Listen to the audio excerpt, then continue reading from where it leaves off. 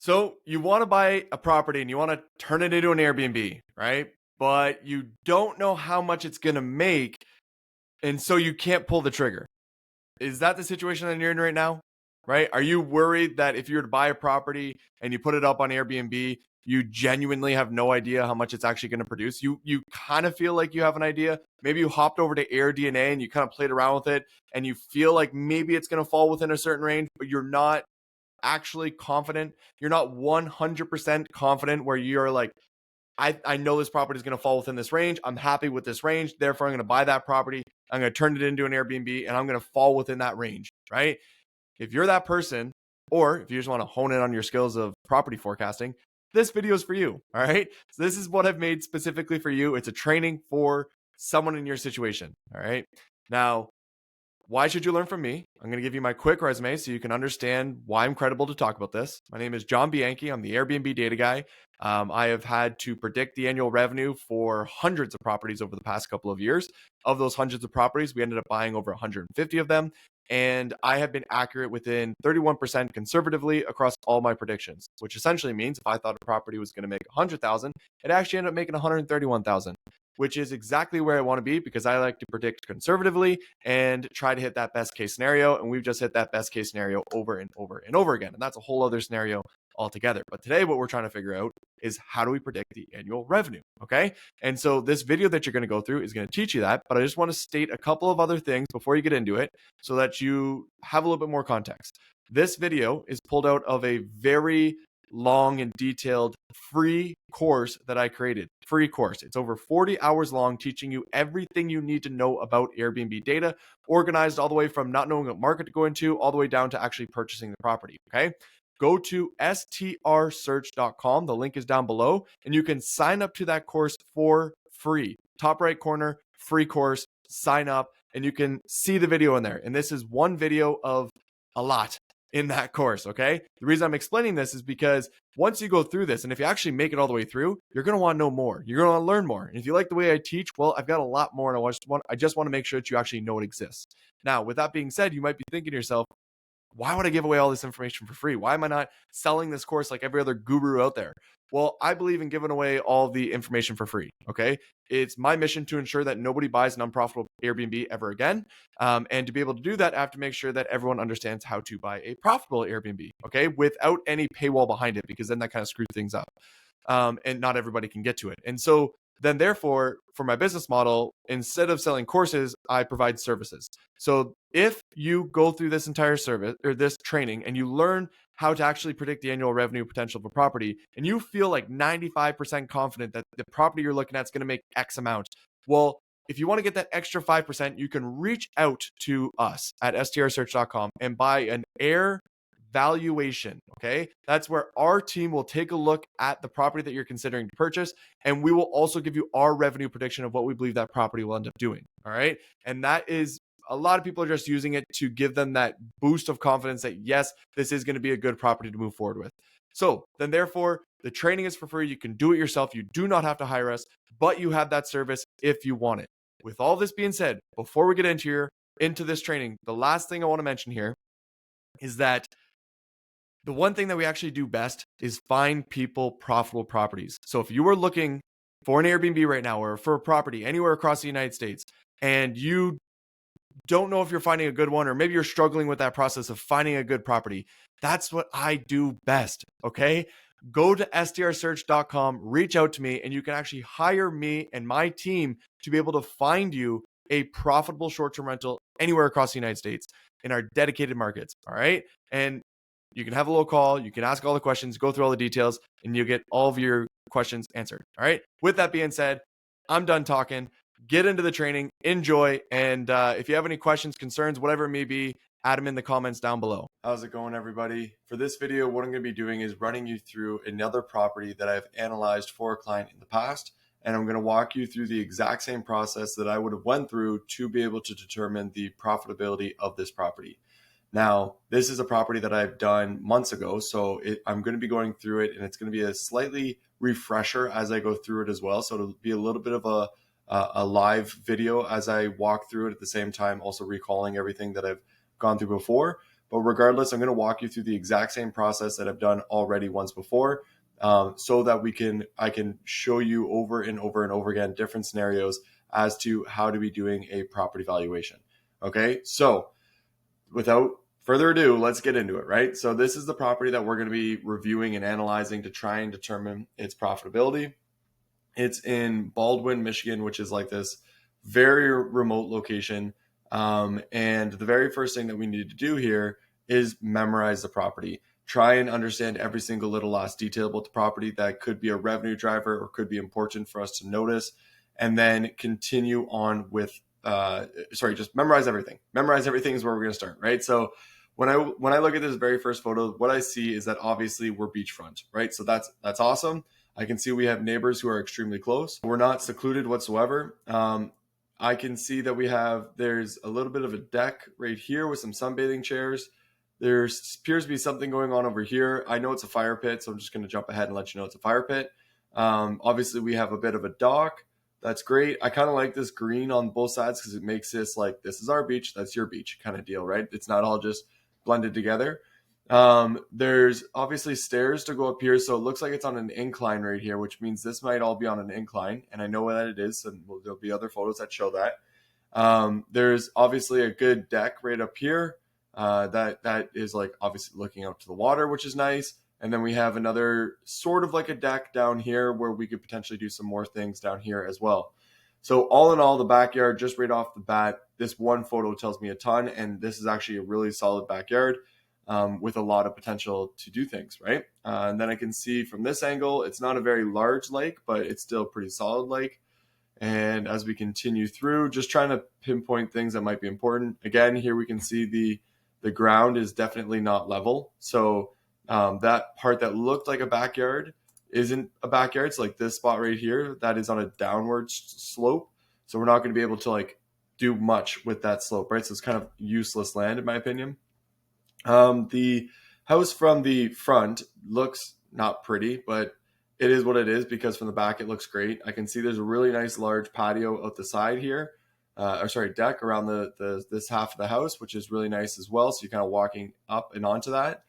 Let's see what else we can see here. So that's not really telling us anything new. Now there's that. This is a closer shot on the deck that we were seeing here. Looks to like the deck is not in terrible condition, so it's not like we're gonna have to replace that. It's not very large by any means. We can just fit a couple of chairs on here, not much. Again, what do we see over here? That's not really telling us much either. This is now we can see that actual deck that kind of wraps around the half of the house.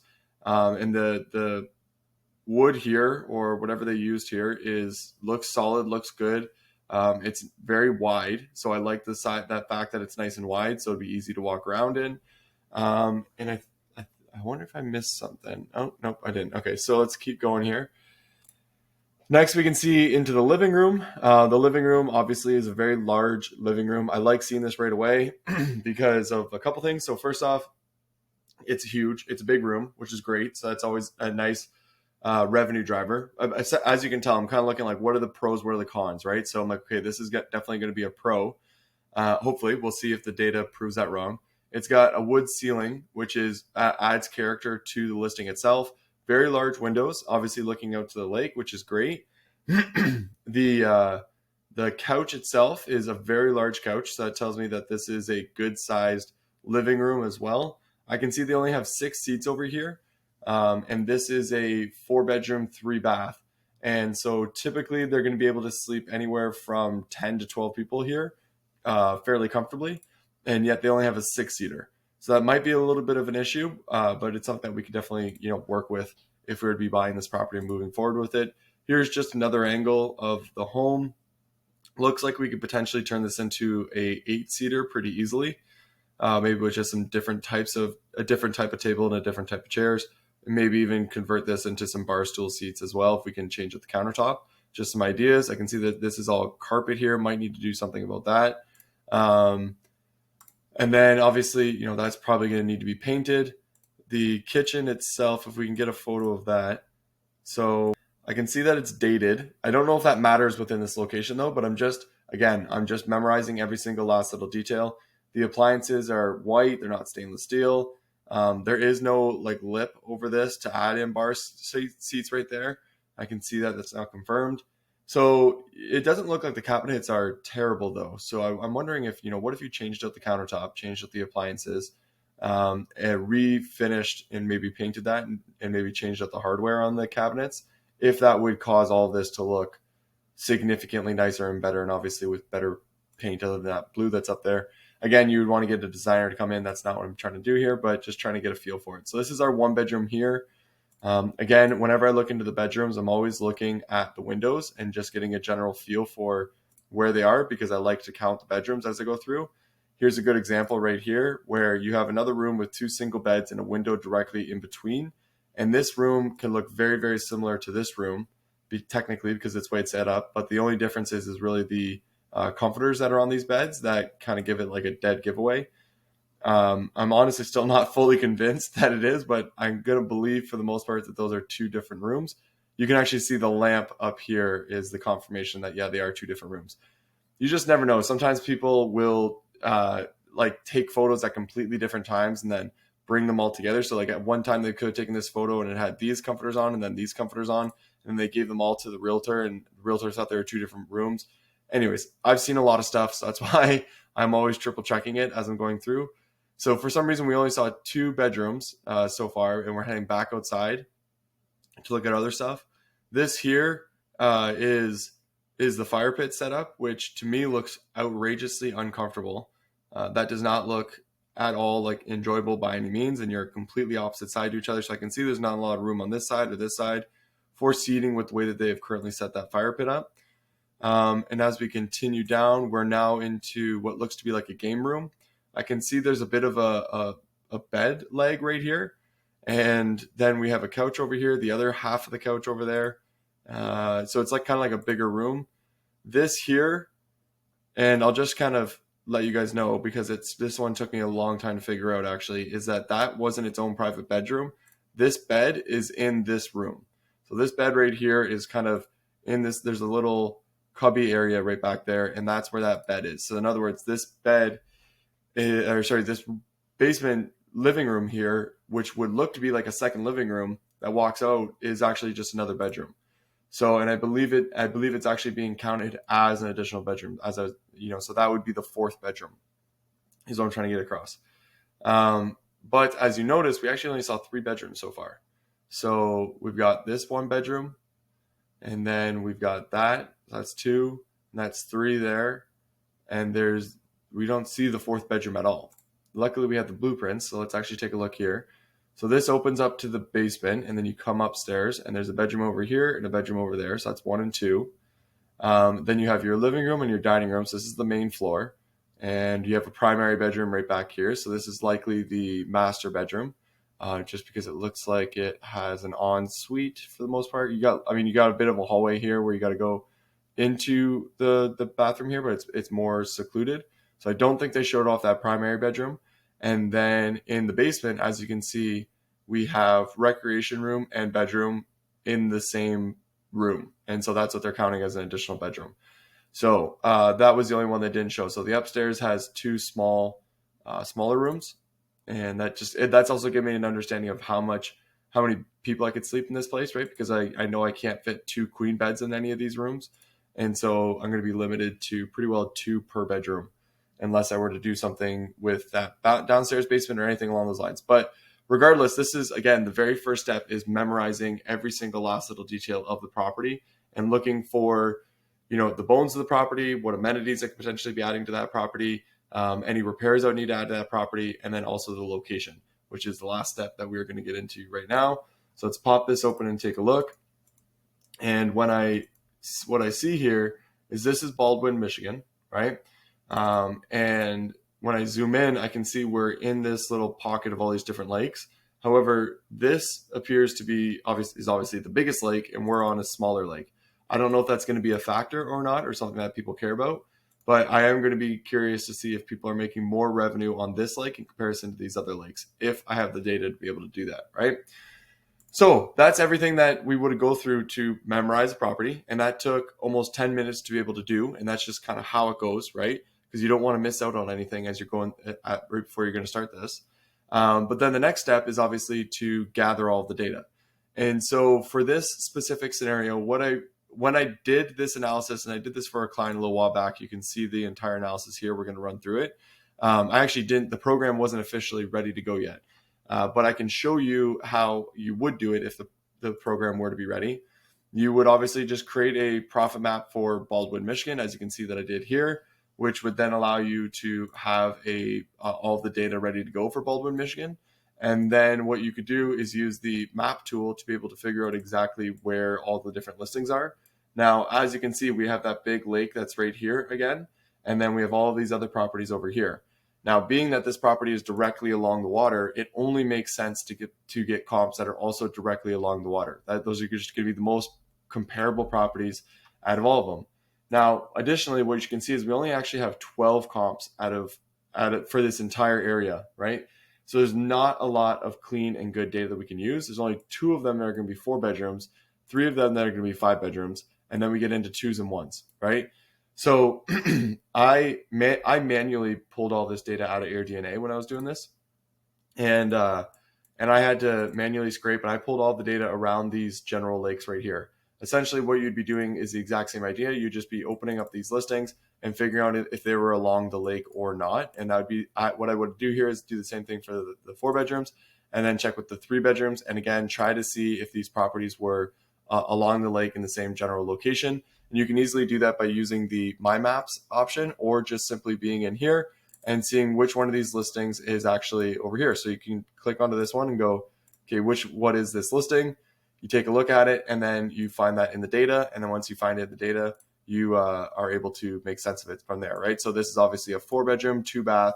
We would go over to the 4 bedrooms here, and it says, are you looking? You can see the title right there. If I open it up, it's clearly the same listing.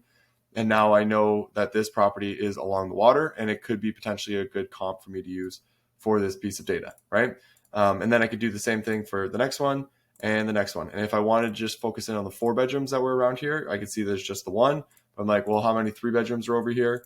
And I can see that it looks to be just this one here, and this one here as well. And so then we have those 2 that are both the other 3 bedrooms in the area that I could have used as comps in this scenario, right? And that's how I would have figured out that those were lakefront properties that were somewhat close to the size of my property, which, 3 bedroom compared to a 4 bedroom is okay. If I were to be analyzing a 4 bedroom, I'm okay grabbing a 3 bedroom and a 5 bedroom as potential comps as well, if I don't have enough 4 bedrooms, okay? And so as you can see, we can very quickly and easily get the data that we would need. And then if we needed to, grab the 3 bedroom data, what you could do is just use these numbers here. So 53,000 and 44,000 as the markers to determine, which ones they are. So you can see we have 53 here, and then I don't actually see 44, which is throwing me off for just a moment. Let me figure out exactly why. Pretty straightforward, simple. This one here hasn't been around for the entire 365 days. And so the revenue that we're using over here is the annualized revenue. So if it were to be around for the entire year, this is how much it would have made based off of its ADR and occupancy. And that way we always do this with all of our properties to ensure that we're looking at apples to apples comparison. I definitely explained that in another video. But what I'm realizing now is this is so early on while I'm making these videos that this number here needs to be changed to the annualized revenue and not the almost a full, not the 274-day revenue. So anyways, I'll get that fixed. No big deal. That's part of the process of building software, right? So as you can see, you can very easily be able to find these properties along the water and then be able to take those in as potential comps that you would then analyze first, figure out if they're good data, and then second, be able to determine if you're going to be able to actually bring them into your property valuation template to potentially review as comps for the property you're going to be analyzing. Now, as you can see, we only had 2 comps in this area. And so that's obviously not going to be enough for us to be able to figure everything out and be able to make sense of all the data that we have here. So in this scenario, what I would do is I would start to look for other properties that might also be along the water, that also might be, 3 or 4s. And even though they're not in this little bubble of lakes that are right here, I would still try to find if they were up along the water in any sort of way, right? So you can see this one here looks to be along the water in some sort of way. And so that might be a potential comp that I could use, right? However, what I realized while I was doing this is that there actually isn't really any there aren't really any listings too many listings that are along the water in this general area, whether it be a 3-bedroom, 4-bedroom, 2-bedroom, whatever it was. And so I started to have to ask myself, what else could I do here? Because it's just pulling data from Baldwin, Michigan. Now, again, I still use the free map version on AirDNA because of the borders and the way that it's set up. We, again, are still trying to improve on that and get to that point of it actually being something that we'll have within our tool as well. However, for the meantime, there's no reason why you can't use this mapping tool, right? Because it's free and it's pretty solid, and their maps are very similar to our maps. So what I actually did here was I went through all this data and realized that I could only grab a couple of pieces of data that were actually going to be within the Baldwin, Michigan area. And so what I also noticed was that I was in a very remote spot of Michigan, and all of these different little areas around here were really small markets, right? They're really small, really broad, really spread out sort of areas. And one thing that I've realized about these types of markets is that the exact location does not matter that much. So, in other words, it's not like a city where everyone's trying to be in one point. Everyone that's coming out to these areas is coming out to these areas for the cabin or for the lake home or whatever it is. They're going for that specific reason and not necessarily the nearby town that might be a place that they would be willing to go to or some tourist destination. It is 100% just solely because they are trying to get to a place, a cabin, an Airbnb that is going to give them the ability to relax and have a nice cottage for the weekend, right? Or the week, whatever it may be. And so my logic here, what I decided to do was if the property is in this sort of bubble of lakes and there's no other bubble of lakes within this area that had good data that I'd be able to pull information from, then what about these other bubble of lakes that are not too far away? Could I potentially look into these areas and try to see if they have data that would be very similar and comparable to the data that I was looking at, okay? And again, this only works in very remote locations where people are going for the cottage rather than for some sort of tourist destination, okay? And so I felt that I was going to be perfectly fine being able to pull data from this entire general region without worrying about location being a matter. So what I did was I would click into, Fountain over here, and I would then analyze the data that was available here, which is obviously not much, only 19 listings, and try to find one that was along the water that could be potentially good data, right? And then I would go over to here to Irons and did the same thing and tried to find a piece of data that was along the water that could be beneficial.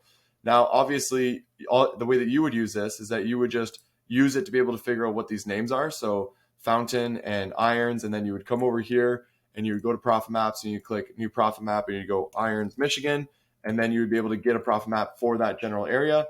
And then you'd be able to do the exact same process that I already showed you, where you're actually going to be, figuring out if the properties are waterfront, if they're useful data, cleaning up that data, and then again, confirming that they are good comps. Okay.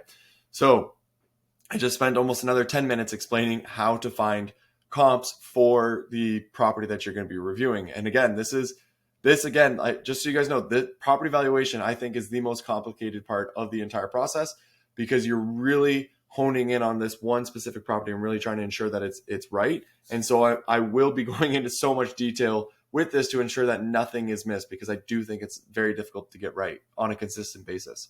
Now, as you can see, I would have went through and found all the different comps that I thought were going to be useful. And so you can see here, I broke it up into two different sections where I said closest properties. So these would have been the properties in Baldwin that I thought were relatable or whatever, but they were good pieces of data that were closest to the actual property.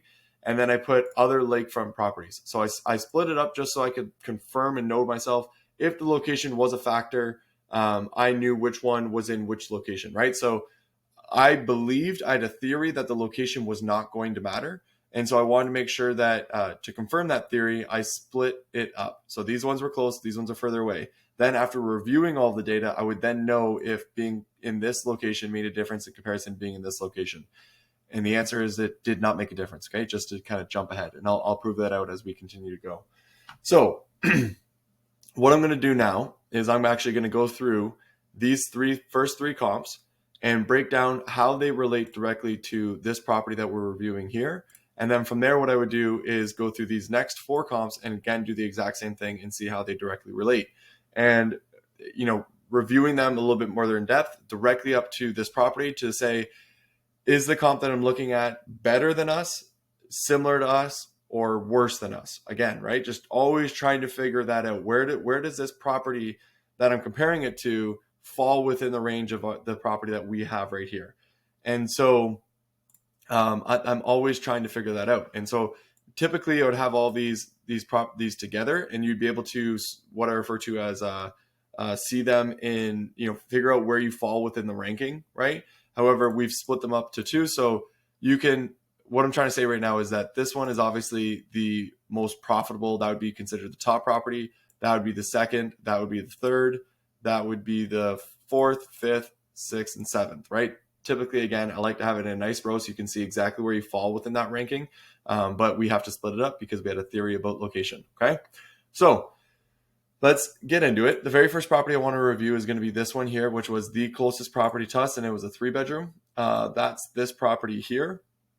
Now, right off the bat, the initial things I always look for is the number of guests, bedrooms, beds, and the baths, right? Additionally, I like to keep a look at the host in case we get a host that has multiple listings in the area. That shows us a little bit more consistency with the data, okay? I don't think I mentioned that in the first couple of videos, but I always do tend to look for that. So again, we're looking at a 3-bedroom, and I know that we are a 4-bedroom. And so we're a 4-bedroom, 3-bath, and we're lakefront. They're a 3-bedroom, 2-bath, 2.5 bath. Now, again, we don't have a lot of data to go off of, so I have to pull from a property that's slightly smaller. With that being said, this backyard is technically a lot better than ours because of the ability for them to have flat ground, and it's also a lot wider than what ours would be. I can see that they're already going to beat us. Like, we can't do that in any of this general area, so they've kind of got a leg up on us already on that. When I review it from this side, I can see they have to walk further down to the beach. Is that going to be that big of a deal? I don't think so, because you're still going to be waterfront, so they're still very comparable, and they just have a really nice large fire pit section there. Then we actually get into the inside, and I can see that this living room here is significantly smaller than ours, right? Or at least the ceiling height is significantly smaller from this angle here. And then we can see the kitchen itself is fairly comparable to ours, so we may not even need to do anything to our kitchen to make it better or worse. They have a hot tub that looks out to the water, which is great, which we can definitely compete with. This photo looks really good, but I mean, we would have a photo fairly similar that would look good as well. And we might be able to entice people to stay with us because they don't have to walk all the way up and down the hill to be able to get to the property, right? So that's a little bit of a benefit to us right now. I can see that they have paddle boards all along here. They're, again, along the beach. They have a volleyball net that's right here. It's really hard to see, but you can see it in some other angles. But I mean, we can provide these. We can provide a volleyball net. We actually have a better dock than what they would have. So again, we're just going up against how can we compete with these people? What do they beat us in, and what can we beat them in? Now, their landscaping across this entire property is really well done too. There's a couple of hammocks around here, and I don't know how much we'd be putting into the landscape around here to really make it look that clean, or even if we would really need to be able to do that, right? But all in all, it looks like a solid property. Now, the interior, again, we're looking at the interior again. And when I see this, I just see a super plain interior, a very boring. So their backyard's great, but their interior is boring. This couch here is a lot smaller than our couch. And that would mean that their living room would be a lot smaller than our living room. As you can see, we have a much larger living room there, which, again, I don't know exactly how much it's going to be a factor, but I'm considering it as I'm looking at it. Now, mind you, they probably could have a couch that goes a lot further down this way. So technically, maybe it is a little bit bigger, and it's kind of in its own room, so that could be an advantage as well. But the design of this home is very subpar. I can see there's a dining table right here, so you got a 4-seater dining table right there, and then you have another 4-seater dining table right there. And this property is for 8 people, so technically they have enough dining table space for everybody. It's just odd that it's split up into 2 different spots, which is kind of rare. Interesting. The interior of this home is, there's nothing special about it, but maybe it doesn't matter in this area, right? Like maybe that's not a big deal. That's not a driving factor. It is not something that needs to be considered. When we get to the deck, we can see they just sort of have put anything on there. Like it's not really strategically designed. There's not like a good flow to it. It's not cozy. There's no hanging lights. All of those sort of things that I believe strongly help drive revenue. And just from seeing it over and over again, another dining table with another dining table.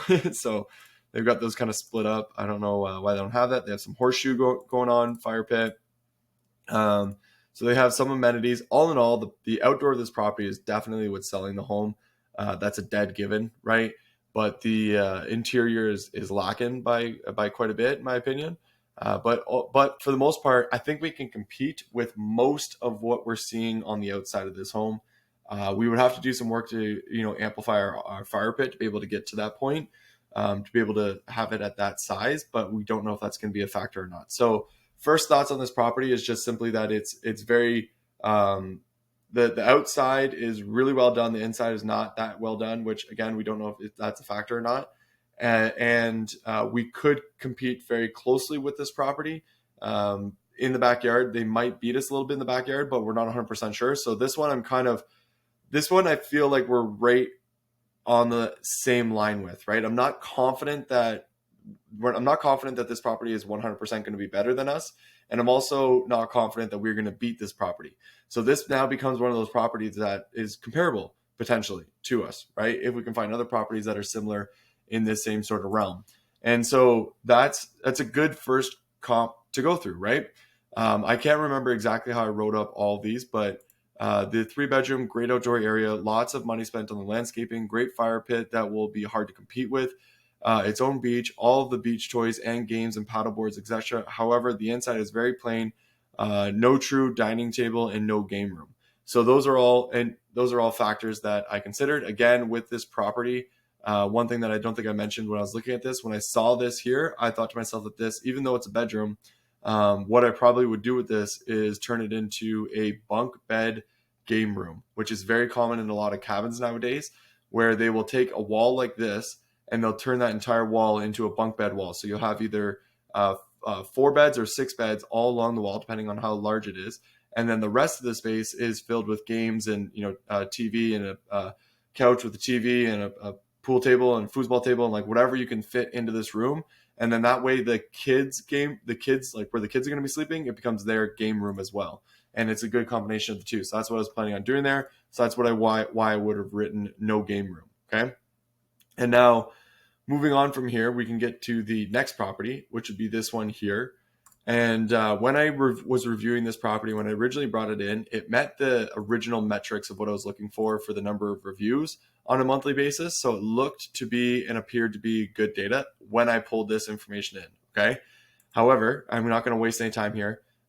This property, after reviewing it, to me was so bad in comparison to the last one that I just saw that I did not believe that it was actually real data. And this happens all the time, where, as you can see, I pull in this data, and when you look at it, it's only making, $11,000-$12,000 less than the last one we just saw. But if you review the property, it's so much worse in comparison to the last one that it doesn't make any logical sense that it would be making that much less, right? It should be making a significant amount less in comparison to the one above it, but yet it's apparently making 68,000. And so whenever I see something like this, I don't believe it, even though it passed the test. And so I remove it from a use I remove it as a useful piece of data. And that's what I most likely would have done here. So not 100% sure if this data is real. The home is terrible, but has waterfront views. It doesn't make sense that this home would only be making $12,000 less than the one above. Okay, so this again happens all the time, and you pulled in, you think it's right, then you start comparing all of these different comps together, and you're going, this one is really bad, doesn't look good at all, but yet apparently it's making the same as everybody else. How does that make any logical sense, right? And it doesn't. When it doesn't make logical sense, that's when there's usually something wrong with the data, and you just choose to not use it, and I promise you, it's what you got to do. Now, the next one we'll go into is this one here, which is a 2-bedroom, 1 bath With this one, again, I was dying for data within the Baldwin area because there was almost nothing. And so I was trying to pull in whatever I could potentially to maybe give me some sort of information that I could pull from or use or make sense of or whatever it might have been. And with this home here, what I quickly realized was that it's just not comparable at all. There's nothing about this home that is very comparable to our listing. Even the listing itself is really poorly put together. It's significantly smaller. It looks like it might be waterfront, but it doesn't have like the beach look to it. All in all, this property to me was just not a comparable property. And so it was one that I shouldn't have brought in the first place. And so, they're making 35,000, but again, it doesn't really mean anything because it's not relatable to us because we're twice the size. We'd be a significantly better listing. We'd be on the beachfront. And so it's like this, we can't even pull information from this. So I shouldn't have brought it in the first place. I do this all the time. And I do it again because I'm striving, like I'm dying for data, starving for data, right? And some sort of comps and information that I could use within this area to make sense of it. But unfortunately, not everything is a direct comp, right? Not everything is very useful to actually give you the answer you're looking for. All this told me here was that we were without a doubt going to make over 35,000. That was already known, right? So then we would move on from there and get to this property. Now, this is what I would have done here again, is I pulled all the properties from other areas. And this one here is making $115,000 a year. Please look at this row right here and not this one here. This is not a full year revenue. This is a full year revenue. So these are all apples to apples comparison. Your data always has the full year revenue. Okay. And so when we're looking at this comp here, that's this one here. So let's start to analyze and review this one. Now, right off the bat, what I can see is that this is already a good listing. Okay. Just simply from the hanging lights, the edited photos, this setup right here, the hot tub showing off, the backyard being shown off, all of this to me just goes, that looks like a great place to stay, right? Instantly, this logically makes sense. Instantly, when I see this makes logical sense that it'd be making $115,000, which would be quite a bit more than the first one that we were reviewing. This one was good. This one is just on another level, right? And this is the really well done listing. And it's a 4-bedroom, 2-bath that sleeps 10 people. So everything for me with this property, I was like, this is awesome. This is a really good piece of data. I'm really intrigued by it. Now, what I need to do is obviously analyze every single little bit of detail. And so what we can see is that their living room, they don't have the high ceilings, right? Their kitchen is larger and it doesn't appear to be newer by any means, but they definitely painted it and made it look really good. I can see that they have really strong design already. That appears to be an article couch. These chairs and stools here are like they're gold to match with the green that's going on over here. All of this, I can tell they spent a good amount of money to really bring this property to life with the design.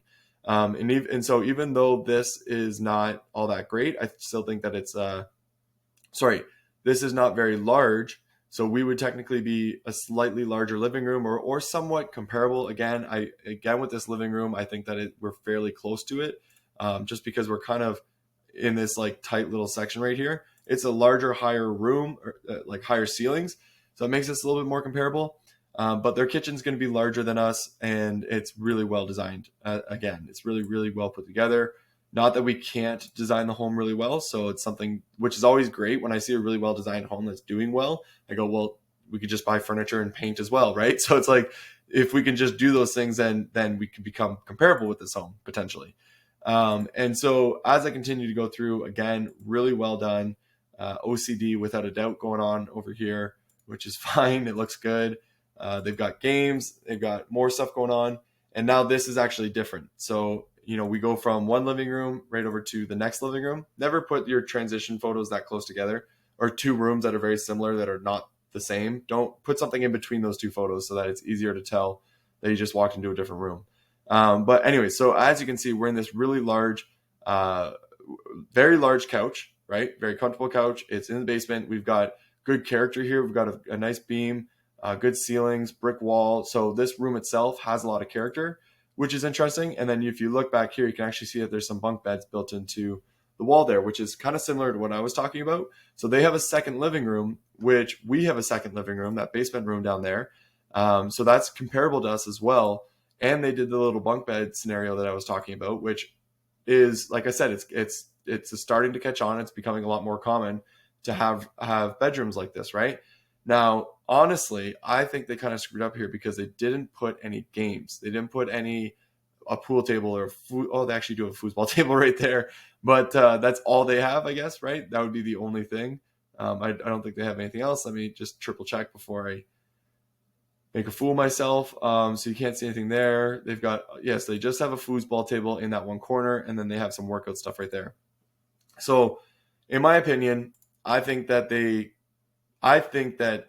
games, and from what I've seen over and over again, I actually have like a hard rule with TechFester where if there is space to have a pool table, or if we're choosing between like a pool table or a seating area, like say two couches facing each other, we are never doing two couches facing each other because they don't drive revenue. But a pool table within a home will. So if we have two living rooms and if they're both set up as living rooms with couches and TVs, to me that's a huge mistake. And we actually go back and we'll literally get rid of the couch and put in a pool table instead. So when I see this, I just see this as a mistake because I think that they could be making this way more fun. But I do kind of get what they're doing here. It's more comfortable. It's a larger living room. People can actually sit down and watch a movie, and it's also well designed. And they do have a foosball table. All in all, I think that it's not. When I see this, I think to myself that our property would not be able to. We'd have essentially the same size, but we're not going to look as good, right? We're not going to have as much character, especially with the brick wall and everything that they got going on here. So we might be comparable with them, but at the same time, not like confident that we're going to be comparable with them. Additionally, this room actually gives us a really good shot as to the size of this additional living room space right here, the common space, which is quite large, and actually larger than ours. Because again, in our common area space, we're kind of, even though we have a lot of common space, it still is fairly tight, right? So like you really only have a small little walkway around here to get around. Yes, you can be comfortable in here and comfortable over here, but you don't have a lot of space to kind of walk around. So it actually is slightly larger than ours, as you can see. So they have a lot more sort of common area, wider walkways and things like that within their own general space, which again, I don't know if that's driving revenue. I'm just thinking to myself that it's larger than ours, right? That's something that I know now that it's larger than ours. And that's something that I need to consider when I'm reviewing all this. Their kitchen is definitely better than ours. But again, they just really painted everything. Like this is a super old stove. They just added in new faucets that you can see there. And they painted down here as well. So like nothing that we technically can't do. Bedrooms are designed really well. And what I'm seeing here, remember on the first one that I was reviewing, I was thinking about how, like, I don't know if the interior design is actually going to be a factor, right? But their interior design here is subpar. Like it's not very intriguing. It's nothing all that exciting. Whereas these people have gone all out with their design, and even into the bedrooms, you can see that they're done really well. They've painted all the ceilings. Like the design of this home is extremely well done. And obviously this home is making way more money than everybody else. So therefore, design likely has a factor to drive revenue within this market. That's something that I'm picking up on as I'm reviewing this, right? Because I'm trying to think to myself, what would be causing these people to be making so much more when their home is roughly the same size as some of these other homes that I'm seeing. And so obviously, design is going to make a factor. Now, this outdoor space, you can see they have nice little couch set up here. They have hang lights. They've got a really good dining table. It's even like a good well-built dining table. And I think that's a factor to be considering as well, because again, if we get back to this one, I'm going to keep comparing it, right? Because I'm trying to understand why it would be doing better than that one or worse than this one, because you're always going back and forth, and then you're trying to compare it to your specific property. But I want to get to this outdoor dining space that they have set up here. I think there's a better photo of it right there. So this is how they've set up their space, right? Where they just have the tables, these are very like standard tables that people get, but there's nothing sexy or fun or enticing, about them. Whereas this whole setup here is a lot cozier. It's a lot easier to sit down and hang out here. Then you have this nice table that fits the design of the entire place rather than those metal ones. I understand that this has a covered patio, which allows them to put these things in here, but there are definitely things that you could be doing in this back patio on this deck that would be better than the way it's currently set up. And so I would be considering these things as I would be thinking about how we'd be setting up our potential backyard and setup of our deck when we're looking at this. But anyways, let's continue to go through. As you can see, again, so we can see actually, from the outside of the home. So we're finally getting to the outside, and they've got a lot of different photos here. We're looking at the that sort of covered patio space They had the hot tub looking out the pool. So this is the second time we've seen this. And so now, and they're both some of the top performing properties. So I know that I would need to have a hot tub that actually looked out at the water, which means that's going to be a main amenity that's going to be needed here. And then if we just look here, we can see they have a small private beach. They have a really big fire pit set up over here, which is actually, again, the second person to have a really large fire pit. And so now that's also, I'm thinking to myself, I'm most likely going to need a large fire pit. Additionally, they have a large lawn with a lot of space, which we're not going to have. It's all level ground, which is better than the other one that was like a straight downhill. This one was straight downhill, right? So that's a factor as well, because level land, you can do so much more with it. But all in all, this property itself is, the way I'm kind of thinking about it is it's really well designed. And let me just fix this real quick. It's really well designed on the interior. It's roughly the same size as our listing, or maybe a little bit bigger, but for the most part, it's very, very close. It has a beachfront. We have a beachfront, but it's got all this land here, whereas we don't. And I think like with the kitchen, we can compete with that.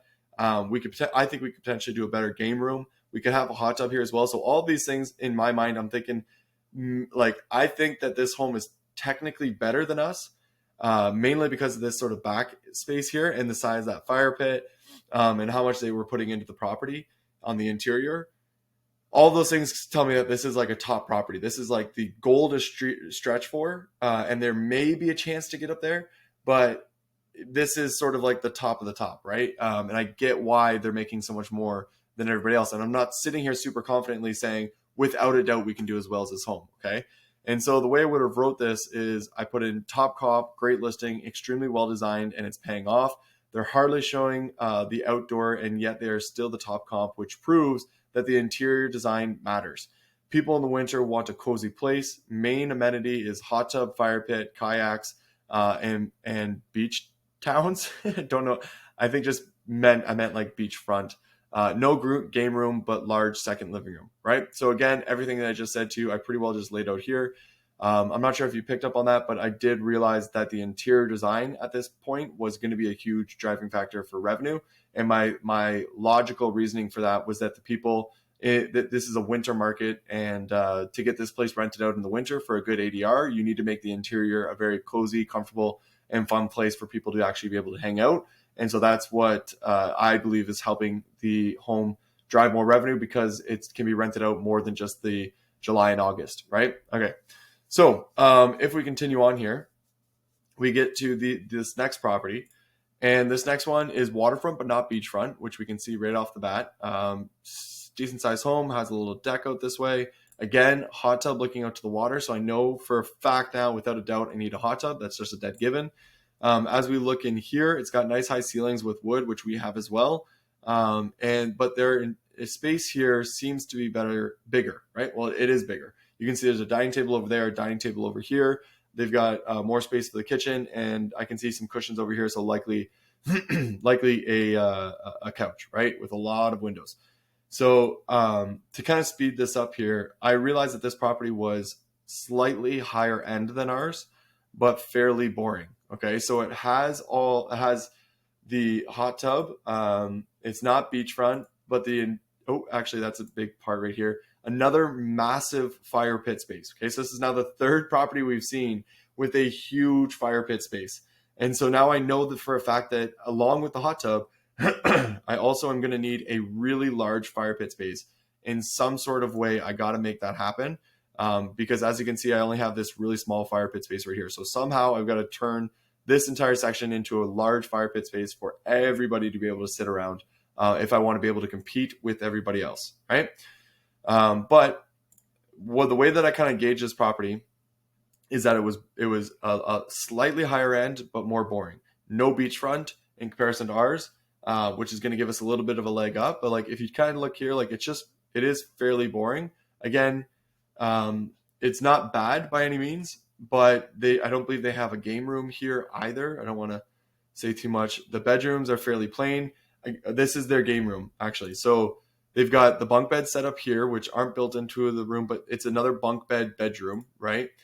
They only have one shuffleboard, and then they have the large couch with a TV. So again, in my opinion, this is a huge waste of space. They actually added another bed over there. I think it's a huge waste of space. They could have easily built these bunk beds into the walls and then made, added a smaller couch over here for the TV and added so many more games, which would have made this place more enticing.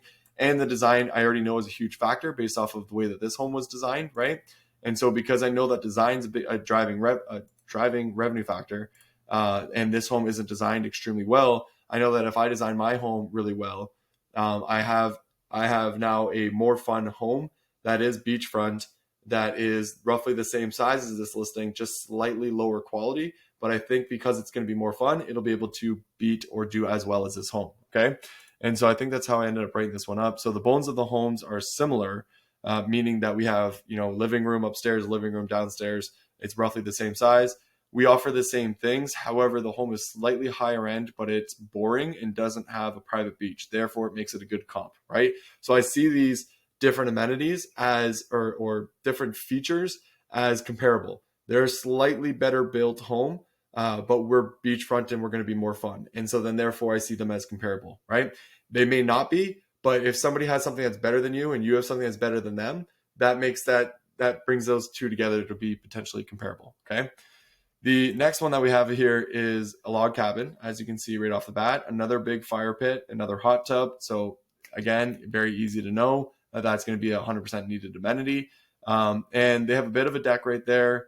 The interior, when I look at it, the photos are not that good. So right off the bat, I know the photos aren't good.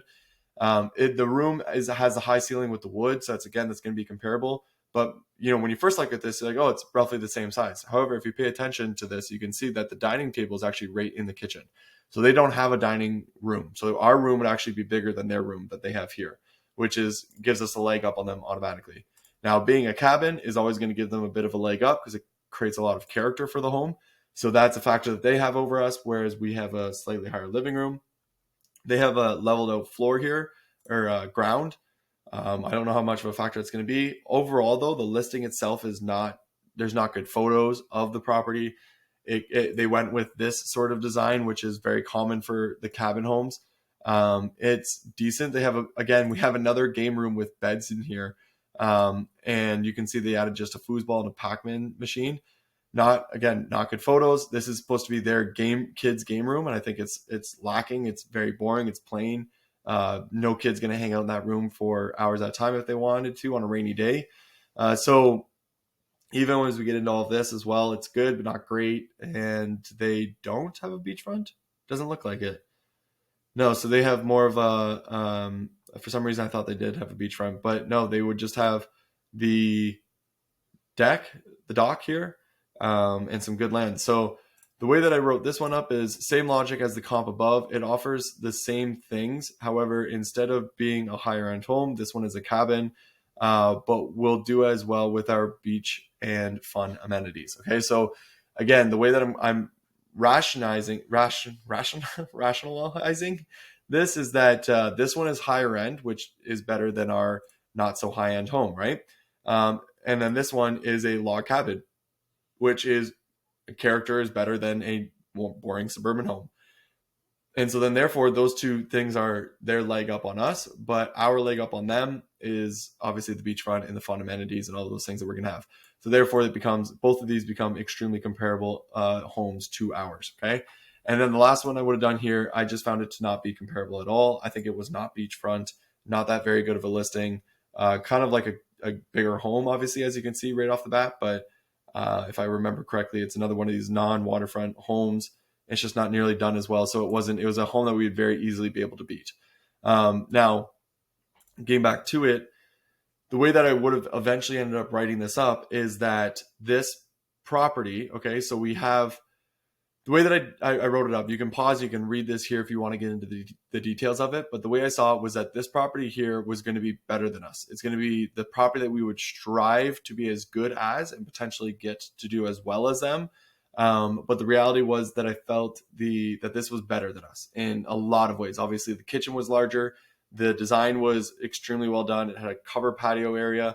It's got more of a grass area down here. It still has the beachfront on us. So it has so many things over us that I just felt like we couldn't directly compete. We're not going to be apples to apples with these guys, even if we designed our home really well. However, when it came to this first home here, which this first home was making, $80,000 a year. That one, the one I just showed you is 115, which just as a reminder. Then the first one is doing 80,000. This one, I knew we'd be able to compete with the backyard. I know, after reviewing it, I know we got to have the big fire pit. I put some money in to make sure that we had big fire pit space. Maybe our landscaping is not going to be as good, but we're going to have every other amenity that they would have, and we'd have a better deck space. We'd have better photos. We'd have better everything. But really, the reason I knew we'd be able to compete with this home for sure was because of the interior. Again, I know the interior design is now a factor.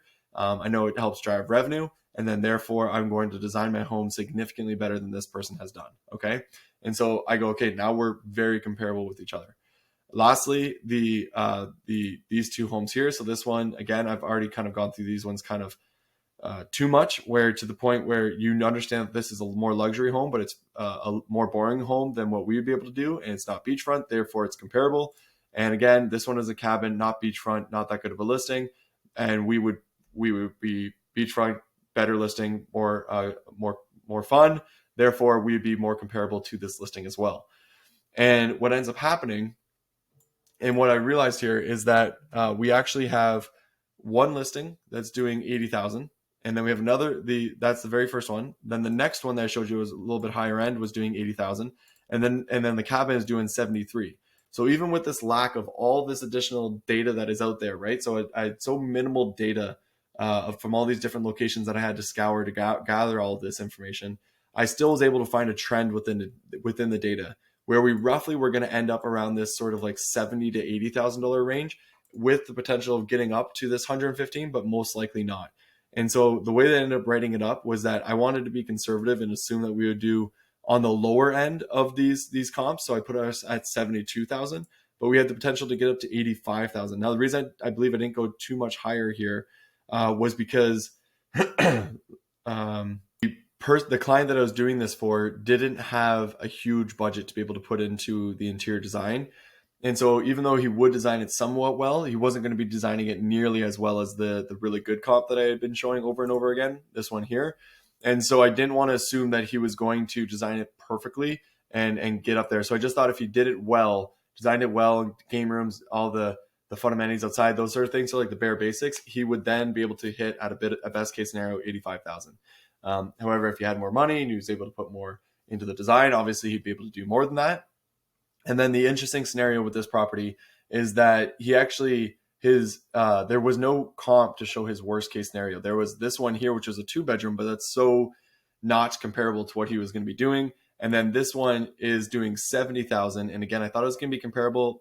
I knew we were going to do better than it, but it wasn't super comparable to us, just because it's a good large property, but it's just not waterfront and not designed or photographed well.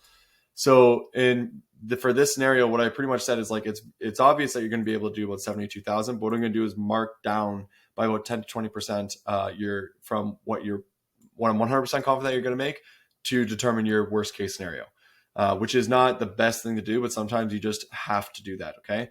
So it kind of is what it is in this scenario. But yeah, so this is the entire analysis and process that I would have went through to be able to come up with this 100% scenario of how I believed that this home was going to be able to make that amount of money, even with all this very scarce amount of data in this general area. Now, some additional things that I kind of mentioned here is that he needs to design it extremely well if he wants to get people in the winter.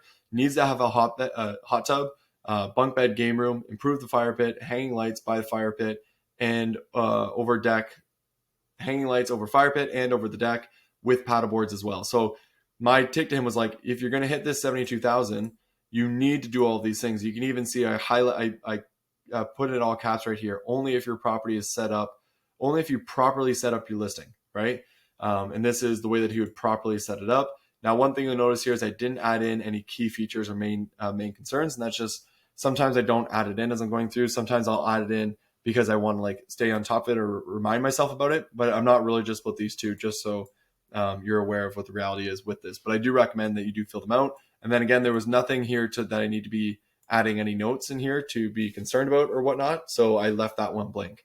But in general, this is the entire process that I would go through to be able to determine the possible potential 100% revenue for this specific property. And this took me almost an hour just to explain, right? Imagine actually having to go through this and find the comps and review the property and review every single comp and make sense and then logically make sense of everything. I already knew the answers to pretty well every single one of these comps, right? I didn't have to try and figure it out. So this is one of these properties that takes like an hour and a half just to be able to figure out the answer to. So realize that what I just said, I would do this all day, every day. And this is a property that would have taken me about an hour and a half to be able to get to this answer. So there's no shortcut with this. You can't just quickly assume. And if you do quickly assume, I'll tell you right now, you're going to get lucky sometimes and you're going to fall flat on your face the rest of the time. And what I'm trying to do here is give you the option to almost never fall flat on your face. And you don't have to get lucky. You can just be strategic if you put in the time. Okay. You're learning a skill here. And so I hope that you've watched this video all the way to the end. You've picked up on a ton of the little things that I'm pointing out as I'm going through. You logically understand the process that I'm walking through, right? And then you're able to repeat this process for yourself. And I'm just going to repeat the process one more time, okay? So you would go through the property and memorize every single last detail about the property, focusing in on the bones of the property, the amenities and things that you can add to the property, anything that would need to be repaired to the property, just so you have like an understanding of the upfront money that you're going to put into the property, and then where the actual property is located. Okay. And so those are the things that you're paying attention to with this. Then you are trying to find comparable properties to this property, either, being able to just pull up a profit map and be able to get it and you're ready to go, or you've got to use the AirDNA map to figure out, what are the different towns called around here, and then pulling the maps over here and then viewing those maps on the actual map section here. And then, cleaning up that data, verifying that the data is good, and then pulling those comps into your actual property valuation that you would have, right? And then once it's pulled in, at that point, you would have it organized from who's making the most to who's making the least, or maybe you've split it up because you're pulling from multiple different locations. You want to see if that's a factor. And then from that point, you are reviewing them to figure out where your property is going to fall within this range of data points that we have here. And then eventually what you end up realizing is that there's some properties that are better than yours, some that are the same, and some that are worse. And that gives you the confidence to believe that you're going to fall within that little median range there. And then you have to logically explain to yourself why that's happening, right? So you write it all out and you say, this is exactly why this one's better. These are why these are comparable. And this is why these ones are worse. And that's why we're going to fall within this range here, right? And then you're able to feel 100% confident that that's the amount of money that you're going to make with the property. But if you do everything right and you do things, and things go in the right way, you do have potential to make slightly more than that, right? So this is never the maximum amount of money that I believe I can make. It's always the conservative amount of money that I believe I can make. This is the maximum amount. This is where I'm like, oh, I'm going to do everything right. This is what I'm going to make, right? And then this is the worst case scenario of, if things go wrong, if I don't put it together well, if I happen to miss something, or I just want to, make sure that I'm giving myself sort of like a buffer room here for things the unknowables, right? And that's where this number comes into play. And so that is, in a sense, a very quick summary of everything that I just went through and helped you walk through. I'm going to, again, do more of these videos. And so you have more understanding of exactly how this process can work in a variety of different scenarios and different types of homes. So I hope this was helpful. Just under an hour. I'll see you in the next video.